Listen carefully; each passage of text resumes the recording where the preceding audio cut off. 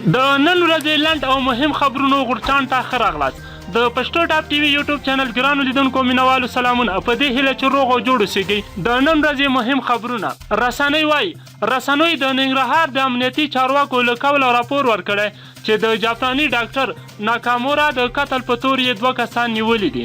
جاپان سفیر وایي د جاپان سفیر په کابل کې ډاډ ورکړ چې د ناکامورا نیمګړې پروژې به بشپړې شي او ټول افغانستان ته به وغځېږي. یو ځل بیا هم ننګرهار کې یو شمېر ښځینه او لاریون کوونکو د ناامنۍ له امله د ننګرهار د امنیت جنازه ولېږدوله. حکمتیار د اسلامي حزب مشر انجینیر ګلبدین حکمتیار 13 اونۍ په 2 ورځني نااعلان شوي سفر قطر ته تللی دی. حکمتیار د دغه سفر په ترڅ کې د ملا برادر په مشرۍ د طالبانو د سیاسي دفتر د مشرتابه غړو سره په څو مهمو ناستو کې ګډون کړی دی. حزب اسلامي په پارلماني چارواکو کې د دولت د وزیر ډاکټر غلام فاروق وردګ په مشرۍ د اسلامي حزب یو ګڼ شمېر مخکښ غړي د دغه ګوند له مشر انجینر ګلبدین حکمتیار سره خپل پریکون اعلانوي. پاکستاني رسنۍ وایي طالبان او امریکا پر ټولو مواردو هوکړې ته رسیدلي دي. پاکستاني رسنۍ وایي طالبان او امریکایي لوري پر ټولو مواردو هوکړې ته رسیدلي. اوس د هوکړې د لاسلیک د نیټې په مشخصولو کار روان دی.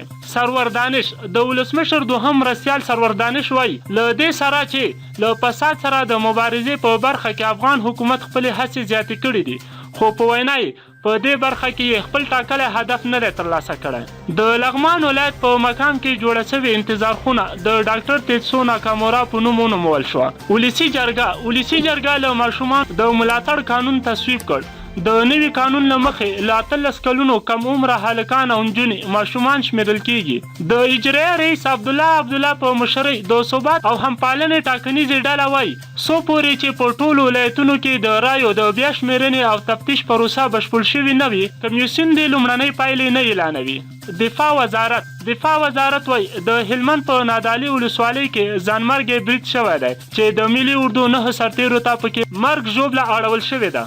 ترکیه نن په ترکیه کې د افغانستان په اړه د استانبول پروسې د آسیا زړه کانفرانس روان و. په دغه کانفرانس کې افغان ولسمشر اشرف غني د ترکیې ولسمشر رجب طیب اردوغان او د ګڼو هیوادونو استازو پکې ګډون کړی دی.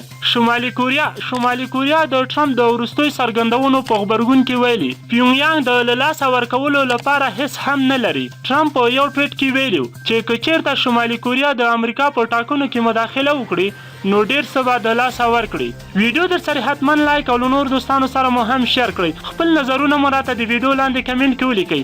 تر بلې ویډیو مو په لوی رب سپارم.